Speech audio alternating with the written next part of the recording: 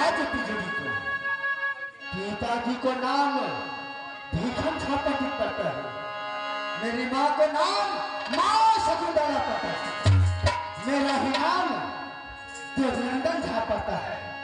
अब जब से चलती देवनंदन को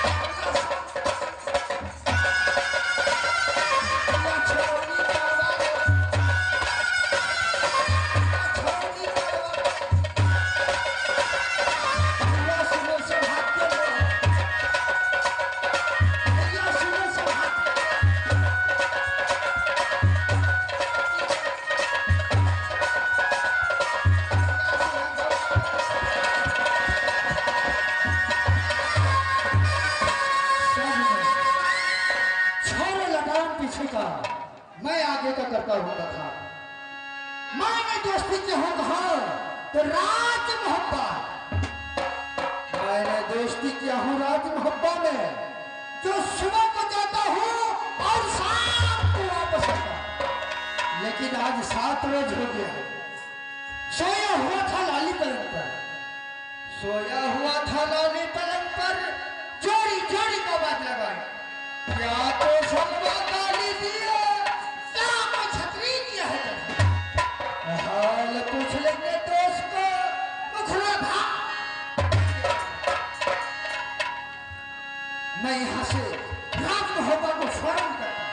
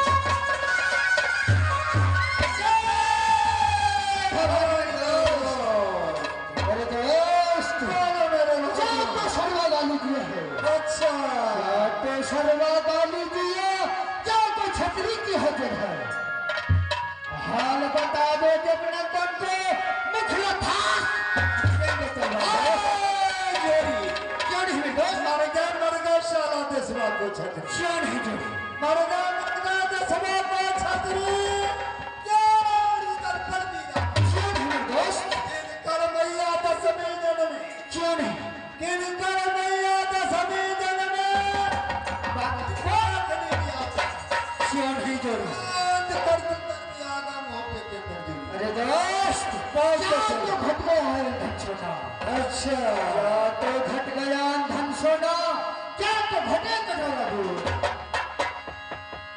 हारे जोड़ी तुम क्यों इतना घबरा रहे हो ना तो घट गई धन सोना क्यों नहीं दोस्त ना तो घटे खजाना में जरा मिलते मेरे फौजों में तो फिर क्या रूप कराए हो अरे जोड़ी कुछ दिन है तो बात क्या है दोस्त अरे जोड़ी बोल दोस्त आज हमें 6 महीनों से बैठे बैठे बहुत क्यों नहीं मेरे दोस्त लग गया दहिया में बीझन चाट गई तलवार क्यों नहीं मेरे दोस्त और नाच गान मेरे नाती न भावू नारे प्रिया की चोरी हो शेद सोहे चलो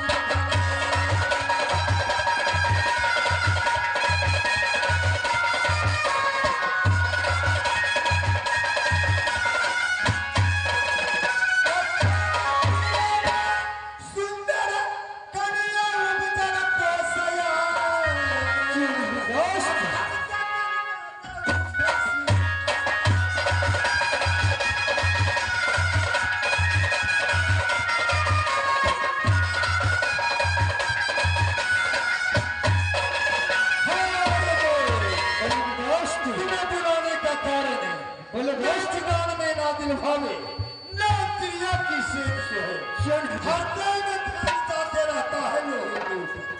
इसलिए सगुन का पोथी खोलो और देखो सगुनिया पोथी में किस किला का नाम खुलता है किस किला में सुंदर कन्या उपजे किस जंगल में उठे शिकार हाल बता दो जंगीर दल को चलेंगे बोलते चले पात्रा दोस्त रात रैनिया चोरी सोना शामदी कई